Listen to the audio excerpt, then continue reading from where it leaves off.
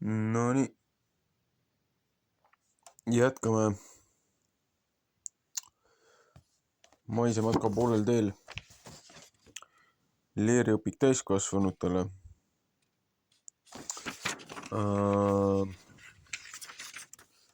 Mis meil siis on? Alustuseks on läbi, usust ja usutunnistusest on läbi loetud, 10 käsust. Jah. 10 käsust.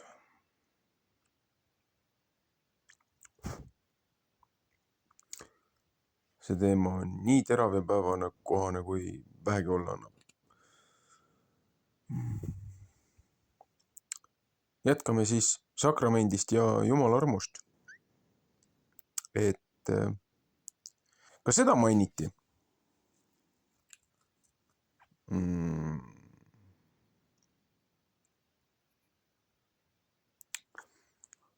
No vaatame, mida siis leeriõpik sellest arvab.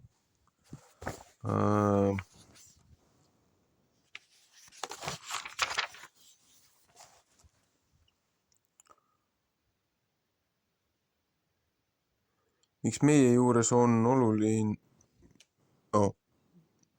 Ja, et ma näen läbi telefoni. Mis meie juures on oluline Jumalale?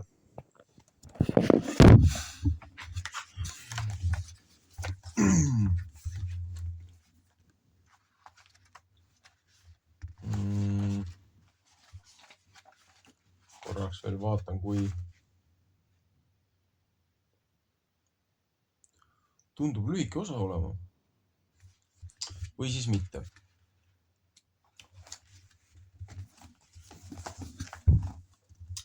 Mis meie juures on oluline Jumalale? Jumalale pole kõige tähtsamad teod. Ma sulle ehitan. Tähtsam on see, et meist saaksid teatud olemuse ja omadustega olendid. Sellised, nagu tema on meid kavandanud. Oluline on, et me oleksime temaga ühenduses.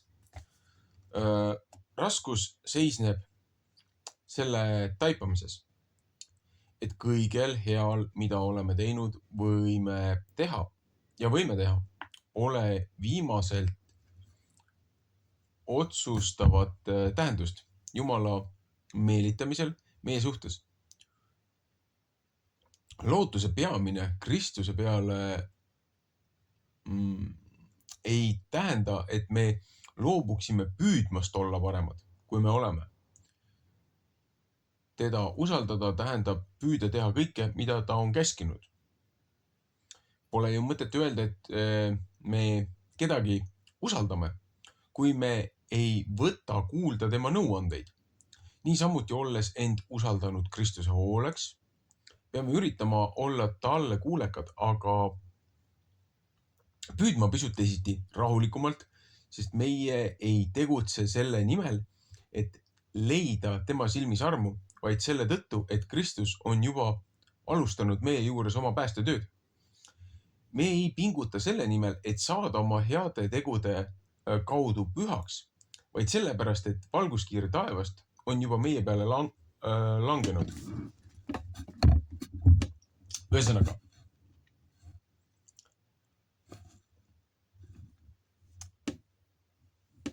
vanas maailmas oli usul hoopis teine tähendus. Et ma usun midagi. Usul ja usul erinevatel sõnadel olid ka erinevad tähendused, aga mida tähendas vanasti usk? Usk tähendas mitte ainult lootmist ükskõik mis situatsiooni või asja peale, vaid see oli kaheosaline. Nii mõttes, vaimselt, kui ka oma tegudes. Et teod peegeldasid sinu siis mõttelaadi. Ja mida tähendas uskuda loojat? Uskuda loojat tähendas teha seda, mis oli loojale meelepärane. Et selles mõttes jah, me ei ole päästetud ja lunastatud tänu oma tegudele, aga meie teod peaksid peegeldama looja tahet. Kui me oleme juba looja hingamisest, tema poolt lunastatud, tema poolt päästetud ja tema armu osaliseks saanud. Armu ja andestuse. Kõige lollustest, mis me teinud oleme.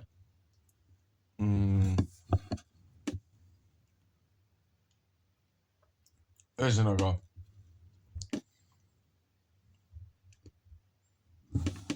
natukene mõtlemist. Mis on usk kristlikus mõttes? Usk kristlikus mõttes on kinnihoidmine sellest, mis meile on selgunud olevat olulise, hoolimata muutuvatest meeleoludest. Paljud, kellel on mingi ähmane aimdus, mingi kõrgem olendi olemasolust, kujutlevad Kristust eksami või kaubatehinguna. Kui usud, saad vastava tasu. Usk ei ole aga seda. Ta on Jumala and meile. Iga meie võime, olgu siis taip või füüsiline suutlikkus, on saadud Jumalalt. Isegi siis, kui me pühendaksime iga hetke oma elust Jumala teenimisele, ei saaks me anda talle midagi, mis ei oleks juba enne tema oma. Kui inimene arvab, et tema teeb midagi Jumala jaoks või annab midagi Jumalale, on see sama lapselik mõtteviis, kui poeg küsib isalt raha talle kingi ostmiseks. Isa muidugi annab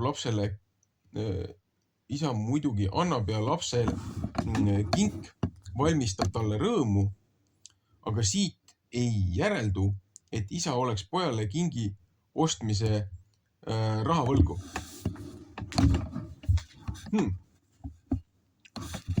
Huvitav võrdlus.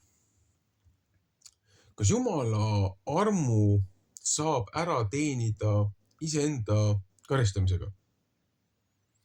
Inimene ei saa läheneda Jumalale aga ka sel moel, et lahterdab ennast. Siit maalt olen halb ja sealt maalt olen hea. Olgu seda head või ainult nii vähe, et öelda enesele, ma olen karistanud end halva pärast minus, see on minu väärtus. Kui inimene loobub sellest katsest end tükeldada ning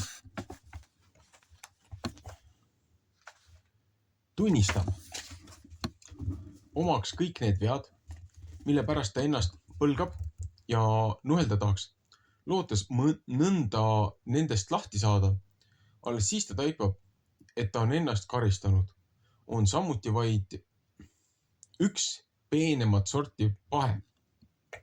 Nii kaugele jõudmiseks peab inimene ennast koledasti lõhestama. Aga kus seda ei sünni, pole tegemist usklikuga, vaid pagatsejaga. Milline on kõige hullem variseer?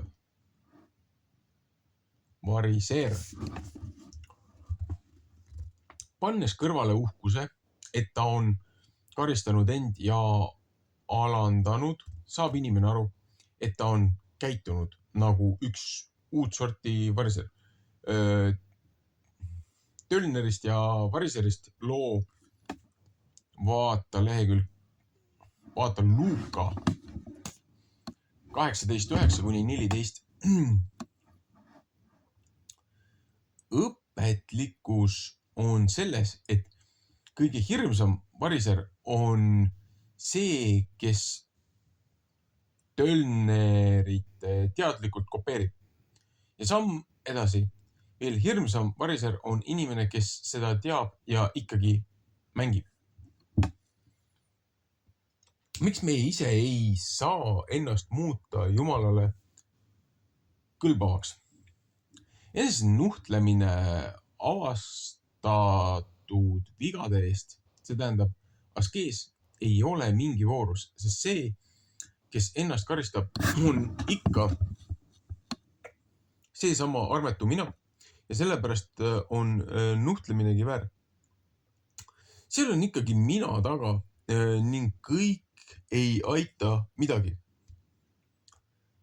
Pimeda arvamusil oma maalide kohta ei ole mingit mõtet sellepärast, et ta ka need otsused teeb pimedana.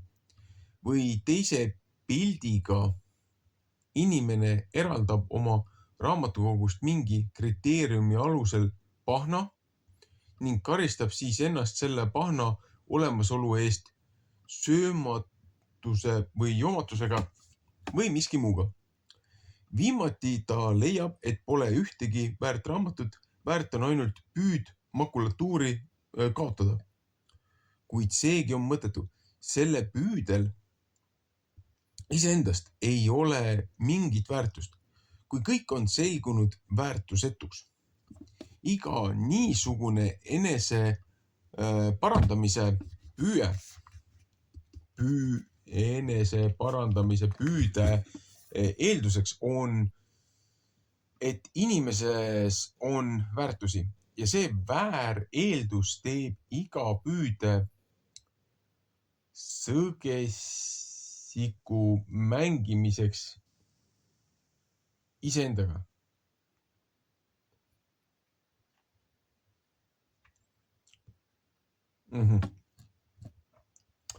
Kuidas tuleks astuda Jumala ette? Kõigepealt üks samm ja siis teine samm. Lihtne. Päästab Jumala juurde minek ei miskiga, ka mitte selle teadmisega, et ma lähen Jumala juurde. Inimene on kõik vastu võtnud, leppinud sellega, milline ta on ja sellega on ta kõik maha pannud, mis võiks talle koormaks olla. Leeripäeval küsitakse, kas tahate selle usu juurde ja sellega ühtlasi ka evangeelse Luteri kiriku tunnistuse juurde ikka jääda, et me patused armust üksnes usu läbi Jeesusesse Kristusesse õndsaks saame. Ja kas tahate ka elus ja surmas selles ustavalt kinni pidada? Sellesse küsimusse on võetud kokku see, mis oli algkristlik õpetus.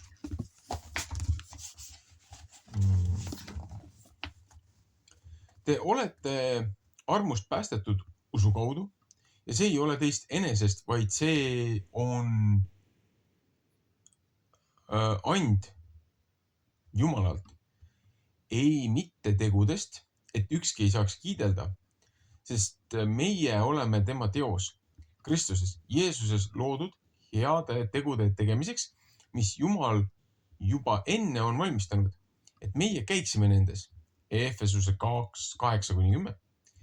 Veene, et me saame Jumala ees õigeks ainult tema armust, ei ole mingi luterlik eriõpetus, aga selle rõhutamine ei ole kaotanud ja ilmselt ei kaota kunagi oma aktuaalsust. Kui me tunnistame, et tahame sellest usust elus ja surmas ustavalt kinni pidada, siis on mõeldud, et tegemist on alusega, mis jääb kandma ka surmatunnil meil. Milline on inimese osa ja milline Jumala armu osa meie päästmises? Apostel Paulus ühendab kaks näivalt vastandlikku külge kummalises lauses. Valmistage endile päästmist kartuse ja värinaga, millest justkui näib, nagu sõltuks kõik meist endist ja meie headest tegudest, kuid ta jätkab. Sest Jumal on see, kes toimetab teis sedagi, et te tahate ja toimetate tema meele järgi. Philippuse äkki 2:12, millest selgub, et Jumal teeb kõik ja meie mitte midagi. Siin on tegemist ühega paljudest paradoksaalsetest vastandite kokkulangemistest, mida me usus kohtame. Me üritame mõista ja osadeks lahutada seda, mida Jumala ja inimese vahelises koostöös teeb Jumal ja mida inimene? Me eeldame, nagu oleks siin tegemist kahe inimese ühistööga, milles üks teeb ühe osa, teine teise. Aga siin see lähenemisviis ei sobi, sest Jumalaga on lugu keerulisem. Ta asub meie sees ühtlasi ja ühtlasi väljas. Mida tähendab inimese jaoks, et ta võetakse vastu selgest armust? Kuulutus Jumala halastusest tähendab, et inimene on vastu võetud ilma, et ta ise oleks võimeline iseennast vastuvõetavaks tegema. Esimene asi, mis siit tuleneb, on see, et ta suudab iseennast välja kannatada. Dude.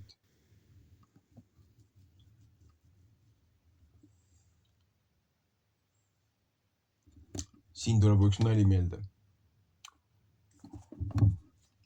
Oli üks huvitav film. Seal oli siuke huvitav fraas, et jah, et kui sa saaksid elada terve igaviku. Okei. Aga kas sa kannatad välja tervet igavikku iseendaga? Selles on küsimus.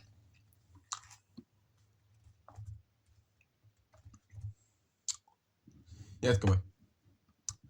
Ülbus, enesekindlus ja rahulolu enesega näib olevat paljude inimeste olemus. Lähemal vaatlusel aga võib selguda, et see on ainult pinnapealne kiht ning sügavamal valitseb enda hülgamine, jälestus ja enesevihkaminegi. Lepitusloojaga tähendab ühtlasi leppimist iseendaga.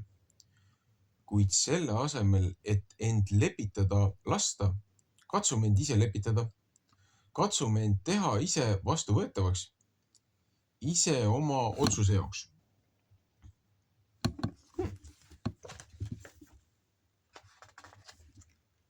Kui see ebaõnnestub, muutume vaenulikuks enda vastu ja tunneme, et oleme hüljatud ka teiste poolt.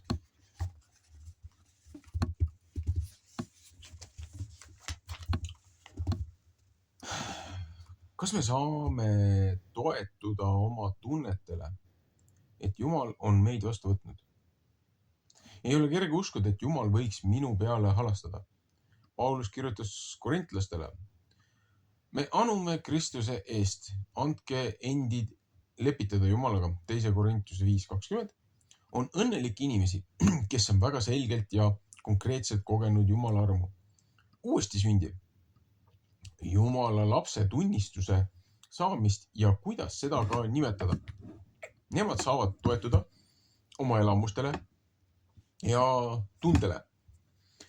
Kuid kõigil ei ole selliseid elamusi, mis hajutaksid mis tahes kahtlused. Õnneks ei ole tunded peaasi, kuigi nad mõnel hetkel on meie kõige osaks. Nii, et me tõesti kogeme end olevat kõige kõrgema kätes. See, millele aga iga kristlane võib toetuda, on Jumala enda tegu, mida me võtame nähtavana vastu sakramendis. Mida tähendab sakrament? Ladina keeles sakramentum tähendas algselt truudusvanne, sõdurivanne ja sõjaväeteenistus. Kiriku ladina keeles kasutati teda kreeka keeles müsterion, salajane jumalateenistus, saladus, vastena võrdluseks VN tainstvo ja sealt ta on eriterminina võetud üle muudesse keeldesse.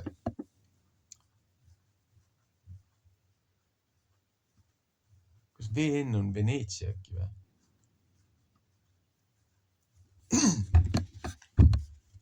Mida tähendab ristimine sakrament? Ristimise sakrament. Luter ütleb ristimise sakramendi kohta: nõnda tuleb ristimisele vaadata ja seda eneste kasuks tarvitada, et me sellega endid tugevdaksime ja lohutaksime, kui meile meie patt ja südametunnistus vaeva teevad. Siis võime öelda: ma olen siiski ristitud. Kui ma aga olen ristitud, siis on mulle ka tõotatud, et ma pean õndsaks saama ja mul peab olema igavene elu nii ihu kui hinge poolest. Mõlemad need asjad toimuvad ju ristimises. Et valatakse üle ihu, mis ei suuda rohkemat tajuda kui vett. Ja sellele lisaks öeldakse veel sõna, et hing selle vastu võtaks. Kui nüüd mõlemad, vesi ja sõna, on üks ühine ristimine, siis peavad ka mõlemad ihu ja hing õndsaks saama ning igavesti elama. Hing sõna läbi, millesse ta usub, aga ka ihu, olles hingega ühendatud, osaleb ristimises nii, nagu tema selles osaleda saab. Sellepärast pole meil ihu ja hinge poolest suuremat vara, sest ristimise läbi saame nii pühaks ja õndsaks, et seda ei suudaks saavutada mitte mingisuguse elu ega tegu maa peal.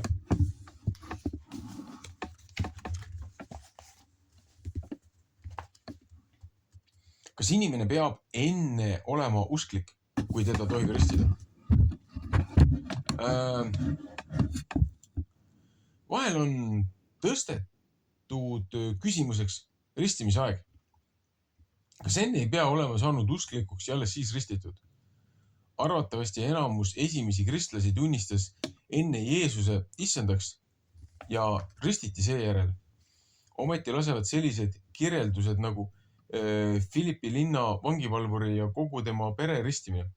Apostlite teod 16.33, võrdluseks 1. Korintuse 1.16 arvata, et lapsigi ei jäetud väljapoole.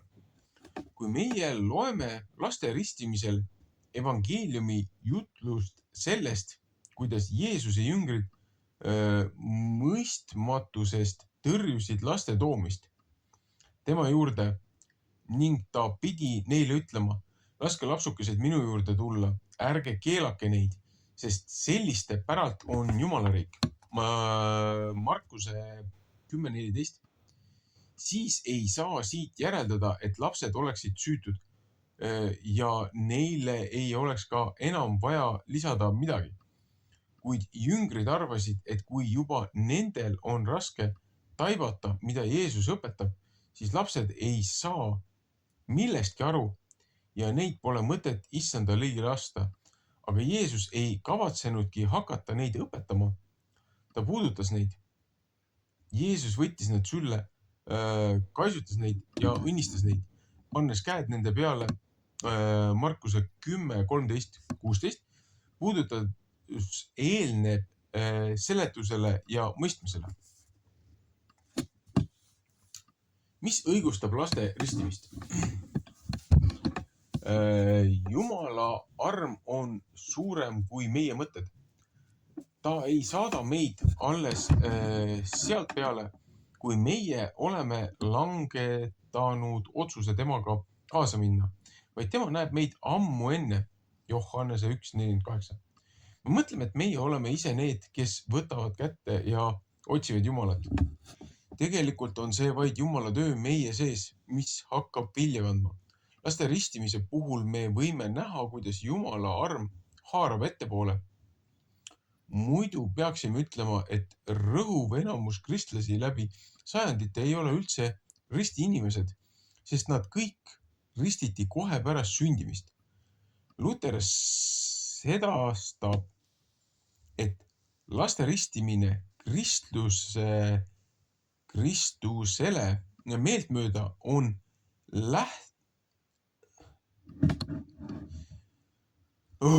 Luter sedastab, et laste ristimine Kristuse meeltmööda lähtub piisavalt tema enese tegevusest.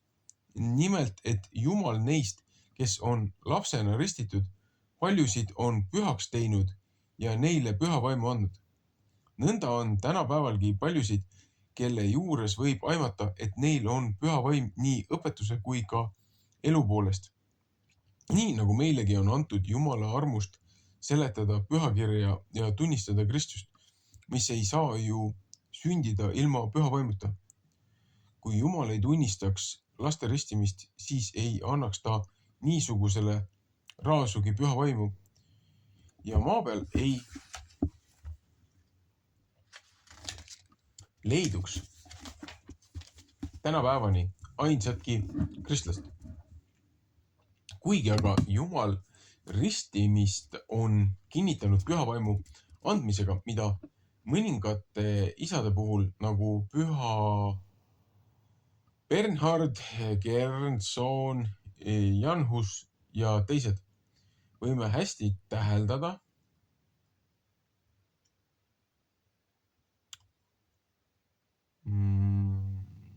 ja kui püha kristlik kirik ei hävi kuni maailma lõpuni, siis tunnistab see, et laste ristimine on Jumalale meelepärane.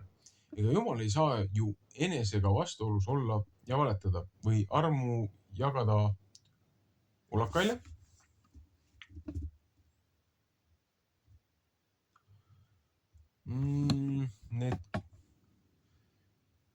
Need 3 nime, millegipärast need on mulle tuttavad kuskilt. Just hiljuti sai nende kohta midagi vaadatud. Need on seotud erinevate etappidega piibli väljaandmisel. Ja minu arust osade nende meeste õpetust ka väga räigelt moonutati. Mis teeb sakramendiks? Me tuleme Jumala juurde lootuses, et tema meid vastu võtab ja armu heidab. Ristimine on küll inimese tegu, aga sakramendi vägi on Jumalal. Seda ei tee olematuks ka meie poolikus. Kuidas me saaksime loota, et me oleme juba enne armu vastuvõtmist kõlbulikud. Kui aga Jumala meie päästja lahkus ja inimesse armastus avaldus, siis ta päästis meid. Ei mitte õiguse tegude tõttu, mida meie nagu oleksime teinud, vaid oma halastust mööda. Uuesti sünni pesemise ja püha vaimu uuendamise kaudu, keda tema on meie peale ohtralt valanud Jeesuse Kristuse meie päästja läbi, et meie tema armust õigeks tehtuina saaksime igavese elu pärijaks lootuse põhjal. Kas see on Tiituse äkki 3:4-7? Võime taas osundada Luterit. Just seetõttu ongi ristimine midagi väärt ning õige, et seda on vääritult vastu võetud. Kui ristimine iseeneses poleks õige, siis ei saaks seda ka kurjasti tarvitada ega selle vastu patustada. Nõnda siis ei võta kuritarvitamine ära asja olemust, vaid pigem kinnitab seda. Kuld jääb ikka kullaks ka siis, kui seda kannab mõni poor patu ja häbiga. Okei. Mis on ristimise sügavam sisu? Ristimise sügavam sisu on, et inimene sünnib ülevalt, ta peab sündima uuesti oma uus kreatuur Kristuse tõttu kaudu ja sees. Ristimine ühendab meie saatuse Kristusega. Paulus selgitab, kas te siis ei tea, et kes meie iganes oleme Kristusesse Jeesusesse ristitud, oleme tema surma sisse ristitud. Me oleme siis ühes temaga maa maetud ristimise kaudu surma sisse, et otse kui Kristus on äratatud üles surnust isa kirkuse kaudu. Nõnda ka meie võime käia uues elus. Sest kui meie oleme kasvanud kokku tema surma sarnasusega, teades, et meie vana inimene on ühes temaga risti löödud, et patu ihu kaotaks kehtivuse nii, et me kunagi enam ei orjaks pattu. Roomlaste 6:3-6. Seda sündmust võiks kujutleda toimuvat umbes nagu suuteliseks saamist, kõnelda mõnda võõrast keelt. Inimene kogub endasse selle elemente ega tea isegi täpselt, kuna ja kuidas juhtub, et ta saab kasutada seda keelt nagu endast mõistetavalt. Loomulikult on seegi võrdlus ebapiisav, aga ta viitab sellele, et sündimisele kui ilmale tuleku momendile on eelnenud väga oluline varjatud kasvamise aeg. Samas on lugu ka armulauaga ehk altari sakramendiga. Viimselt see on ja jääb saladuseks. Aga Luteri sõnadega, kui sõna astub välispidise asja või elemendi juurde, siis saab see sakramendiks. See püha Augustiinuse väljendus on nii tabav ning hästi öeldud, et seda vaevalt paremini öelda saaks. Kui sõna astub välispidise asja või elemendi juurde, siis saab see sakramendiks. See püha Augustiinuse väljendus on nii tabav, nii hästi öeldud, kui seda paremini saaks öelda.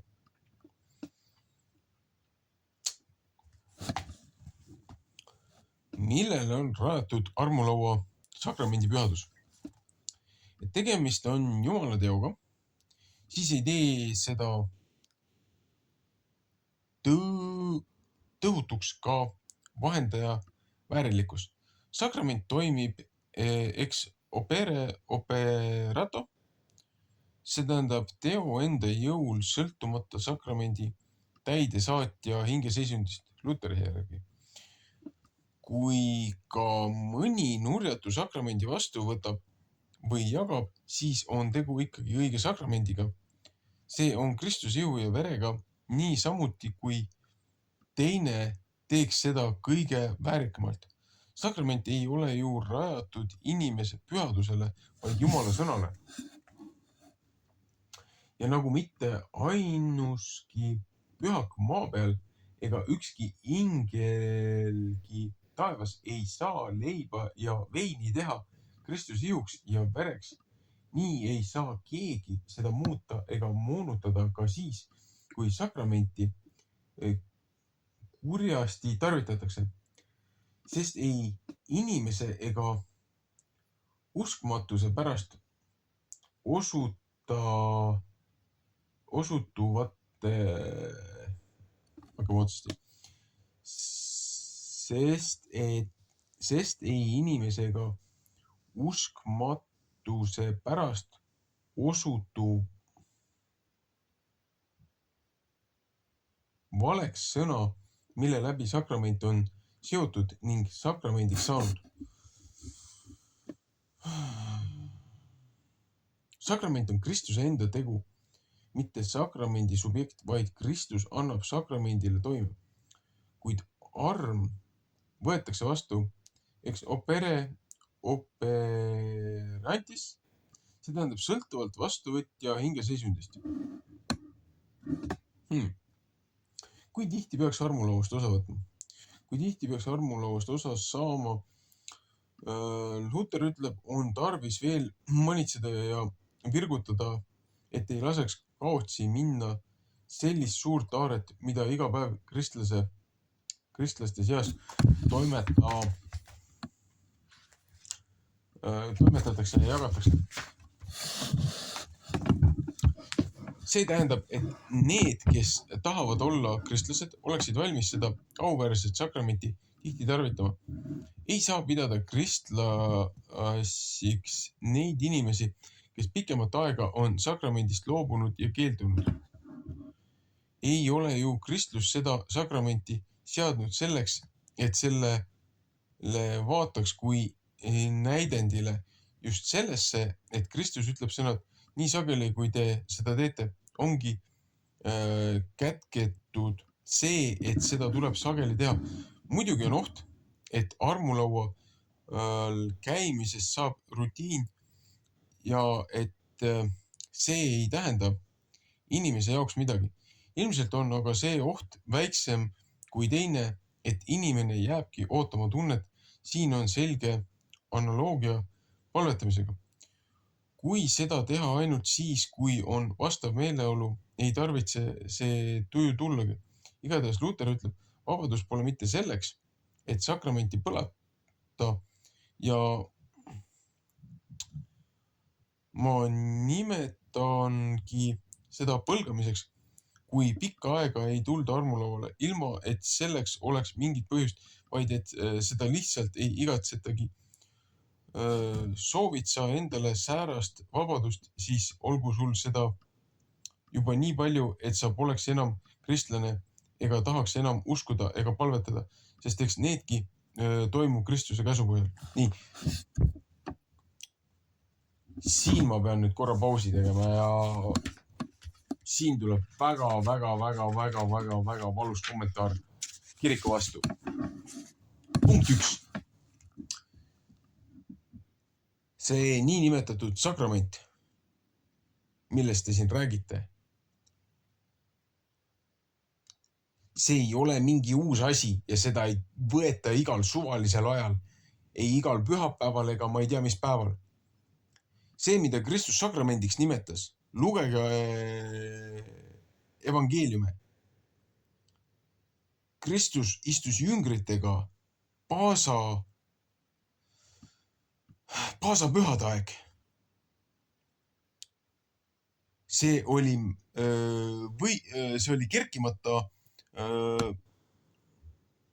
kerkimata leiva see püha memoriaal.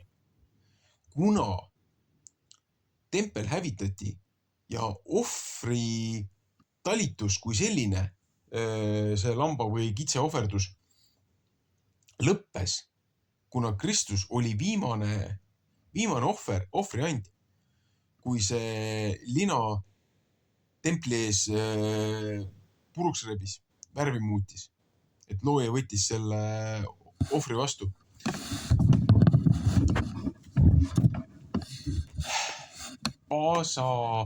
Paasa pühade aegne, see leiva murdmine ja selle veinikruusi edasi andmine. Et Kristus ütles, et murdis leiba, ütles, see on minu liha, võtke seda, või see on minu ihu, võtke seda, see on minu veri, jooge seda. Tehke seda minu mälestuseks. See ei olnud enam selles mõttes mälestuseks sellest, kui nad Egiptusest välja tulid. See ei olnud enam mälestuseks sellest, kui sellel öösel, kui oli see paasapäev Egiptuses, see 14. Abib, kosmilise kuu looja kalendri esimese kuu 14. päev. Ja sellele järgnevad siis see 7 päeva see kerkimata leibade püha,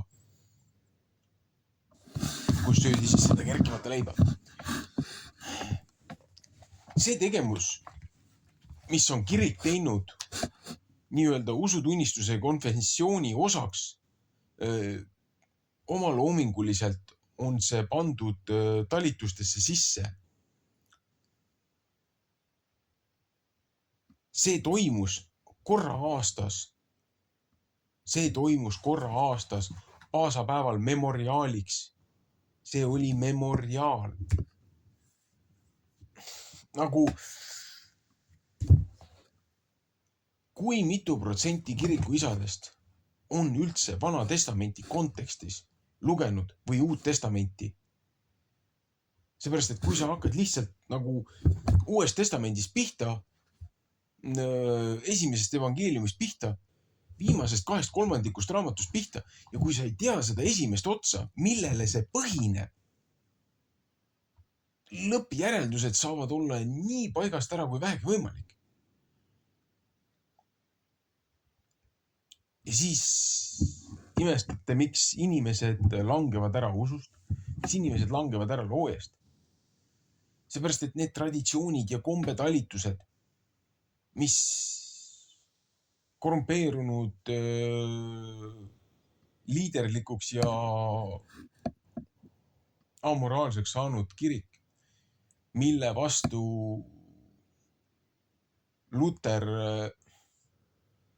surmaähvardusel protestis. Nad olid minetanud algse looja õpetuse, looja pühad, looja traditsioonid, looja kalendri.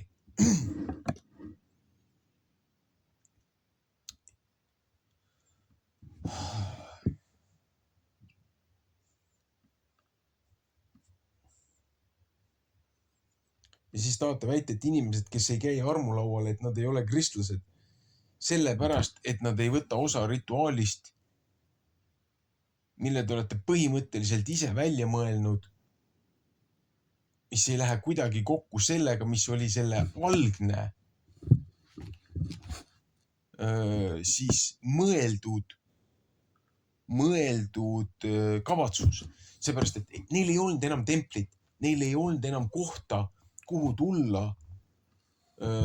kus pühasi pidada, sest nad pidid 3 korda aastas, pidid tulema, nende looja pühadaeg pidid tulema sinna linna, kuhu looja valib oma templi, oma selle asukoha panemise.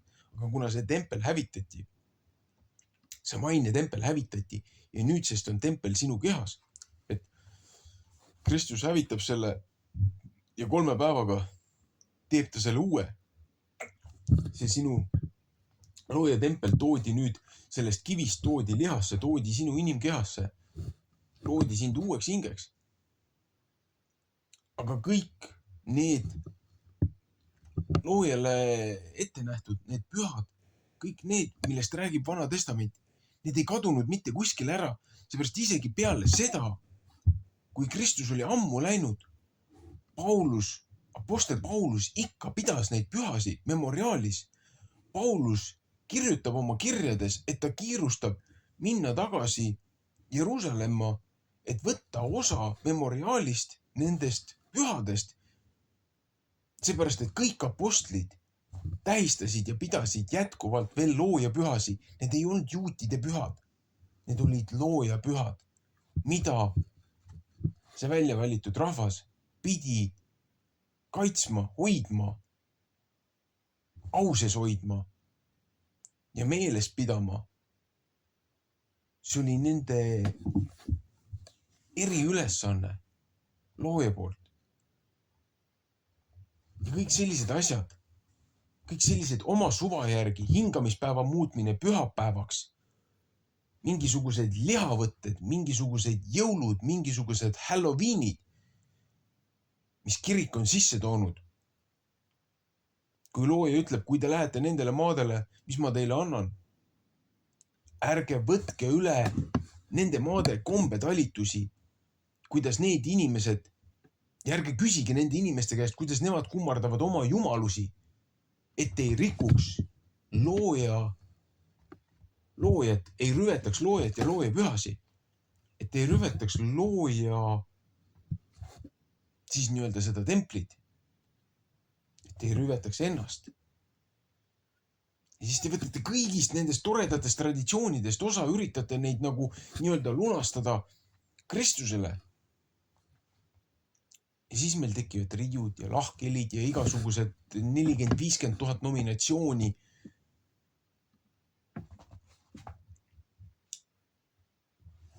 Kuningriik iseenda vastu ei seisa. Maja, mis sõdib iseenda vastu, ei seisa. Ja see on algselt peale olnud vastase plaan, vaenlase plaan.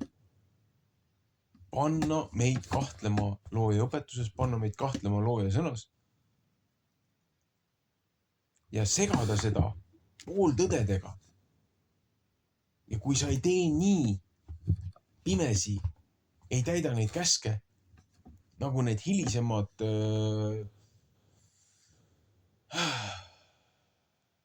langenud liidrid on välja kuulutanud, siis te olete ketserid ja ma ei tea, kes kõik veel. Ja siit me jõuamegi nendesse lahkmetesse ja nendesse suurtesse probleemidesse, kus me täna oleme. Nagu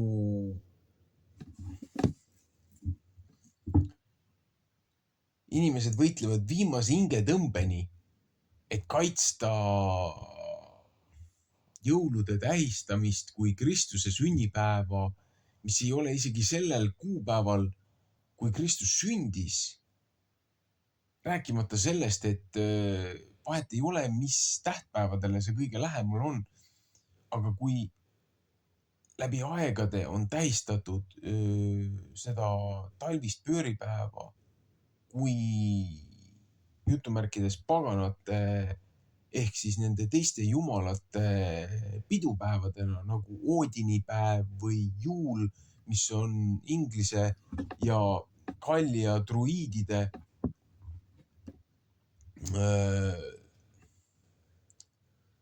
tammeordu, okultismi, maagide ja sortside kõrgpühad, mida satanistlik kirik ja tempel tähistab kui nende kõrgpühasi. Ja te võitlete viimse kui hingetõmbeni, et neid pühasi pidada. Ja te sülitate absoluutselt kõige peale, kõige nende pühade peale, mis looja on oma raamatus, oma pühasõnas piiblis nagu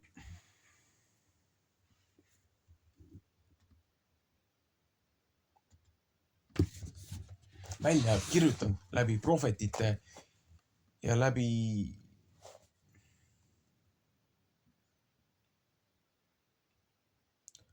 apostlite, nagu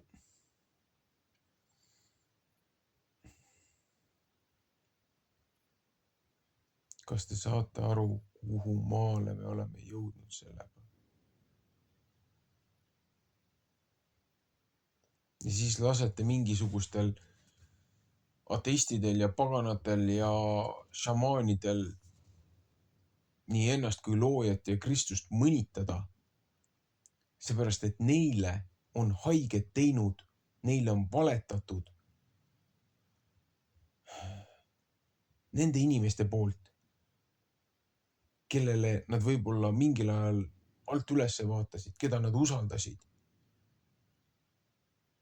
Nendel on sellised haavad sees, et neile on valetatud elementaarsemate asjadega ja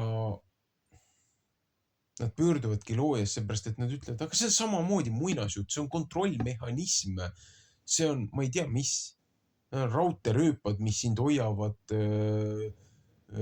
oma vahepeatuste peal, nagu, kas te saate aru, kui palju haiget on inimestele tehtud kompromisside pärast, pooltõdede pärast.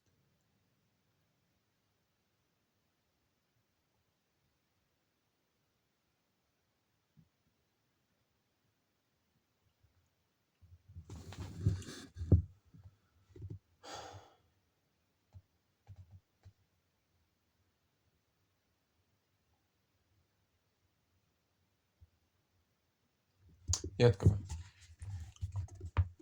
Mis sünnib inimesega Jumala armu toimel? See, mida inimene nimetab minaks, kaob Jumala isikut kogedes, tema isik sureb, sest ta tajub, et see oli algeline ja tühine. Käskude täitmine ja juhiste korrutamise asemel annab ta end Jumala kätte nii, nagu ta on. Inimene ise lõhestab end tükkideks ja saab mõne külje upitada üles vaid teise arvel. Aga kui ta annab end kogu väe ja südamega Jumala kätte, ei tee tingimusi, ei otsi midagi muud kui ainult seda üht, et tema sees ja tema läbi sünniks vahetult Jumala tahe, siis Jumal teeb temas selle ise, et ta on uus loodu. Lausa võimatu on, et inimene oleks õige Jumala eest, et ta oleks täisealine, et meie kõik oleme kasvanud usu ja Jumala poja taipamise ühtsuse täismeheks Kristuse täisea mõõdu mööda, et me ei oleks enam väetid lapsed. Efesus 4:13.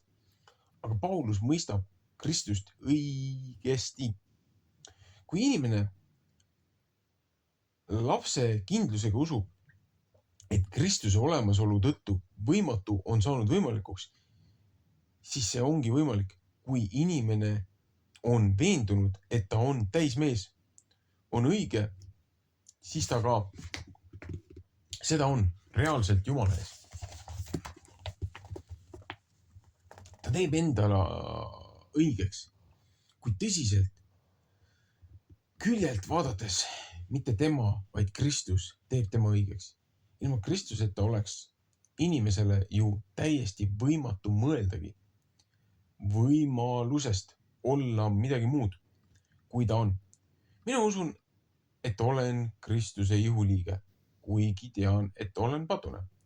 Et mina võin muutuda selleks, kelleks saada on võimatu.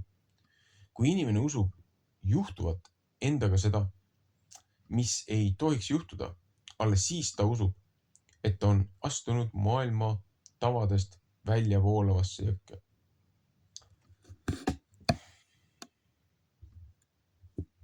Mida tähendab Jumala vastu võtmine? Kui mõtleme, mida tähendab Jumala vastu võtmine, see tähendab ju, et me tunnistame reaalseks endal olevat, enam-vähem tingimatult tähtsaks teatava mõiste. Sellega me oleme ta vastu võtnud. Friedrich Schleiermacher 1768-1834 defineerib religiooni kui absoluutset sõltuvustunnet. Saksa keeles Schleierige Abhängigkeitsgefühl. Hell no. Paul Tillich kui sellest haaratud olemist, mis läheb meile üle kõige korda. Saksa keeles Ergriffensen von dem, was unbedingt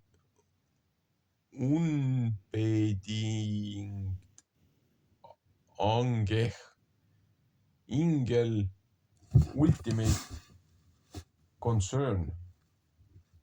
What the hell?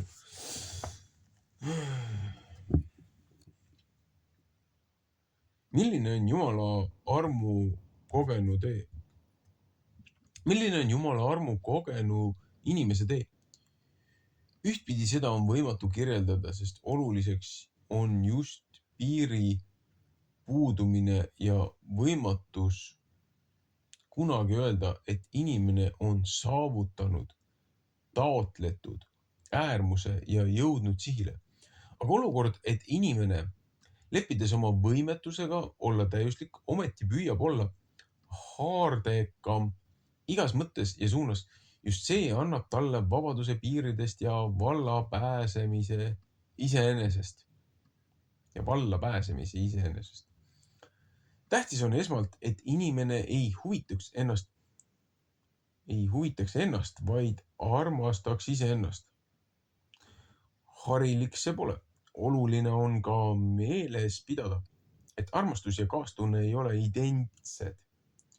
Armastust ei tohi uputada kaastunde ladina keeles caritas sisse ja kujundada sellest kogu maailma kannatuste haletsemist.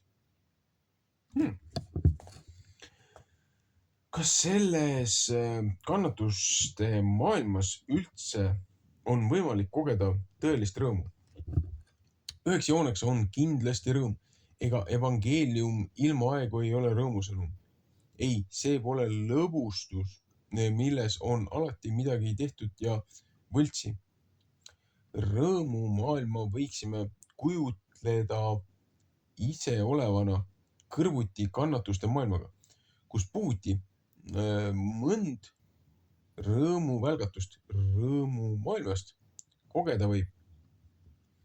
See on ühtaegu rõõm rõõmust, ime, et miski seesugune üldse olla võib, et selles kannatuste maailmas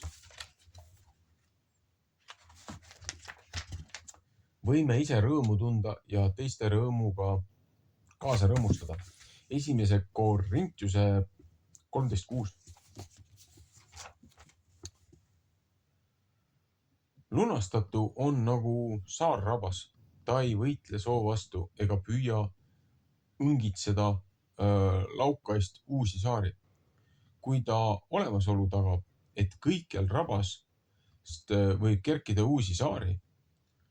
Ukumaasing.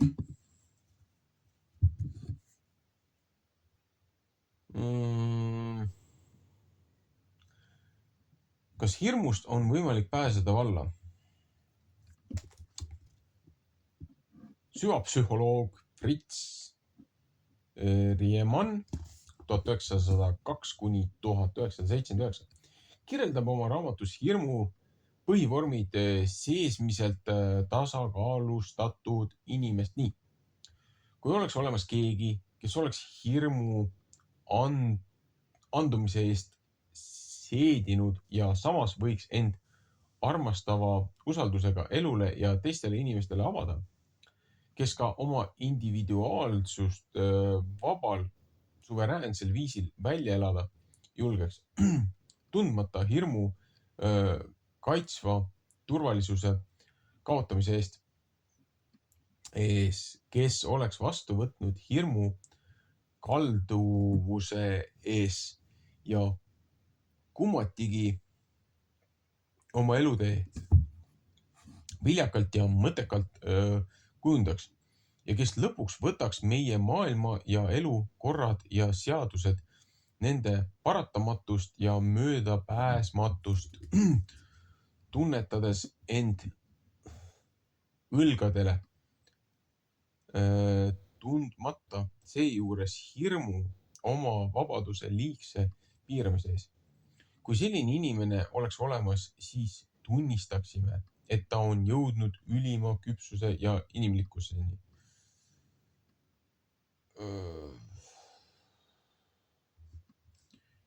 Jah. Johannes ütleb, sõbrad, ärgem armastagem sõnaga ja keelega, vaid teoga ja tõega.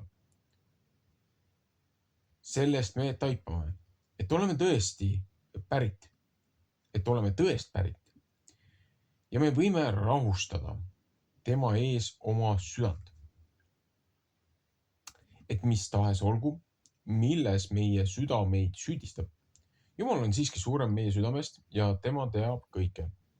Sõbrad, kui meie süda ei süüdista, siis on meil julgust Jumala ees ja mida me iganes palume, seda me saame tema käest, sest me peame tema käske ja teeme, mis on tema silmis meeldiv. 1. Johannese 3:18-22.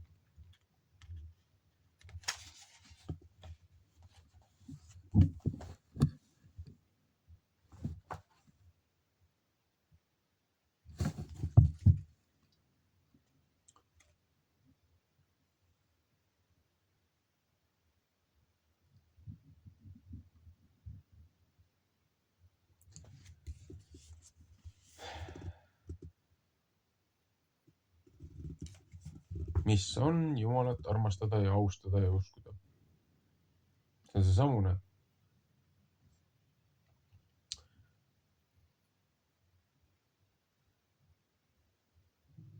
Seda, et me saame tema käest, sest me peame tema käske ja teeme, mis tema silmis meeldib. Nagu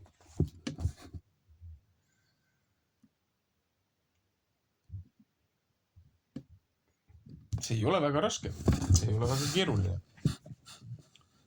Aga meil on vaja kõik hästi keeruliseks teha.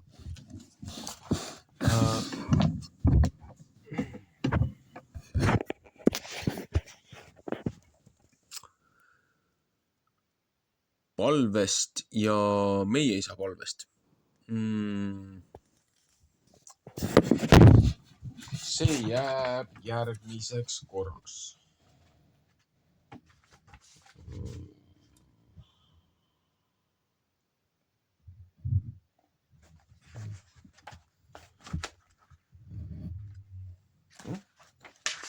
On siis 1, 2, 3, 4, 5, 6, 7, 8, 9, 10 lehekülge. Oli seda eelmist. Nii, palvest ja isa meie palvest, seda saab. Palju seda siis on?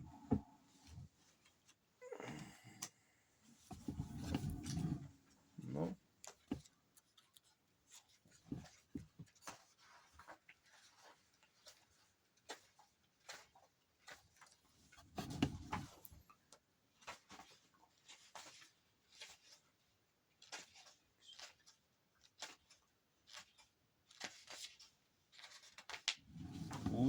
Seda ikka on.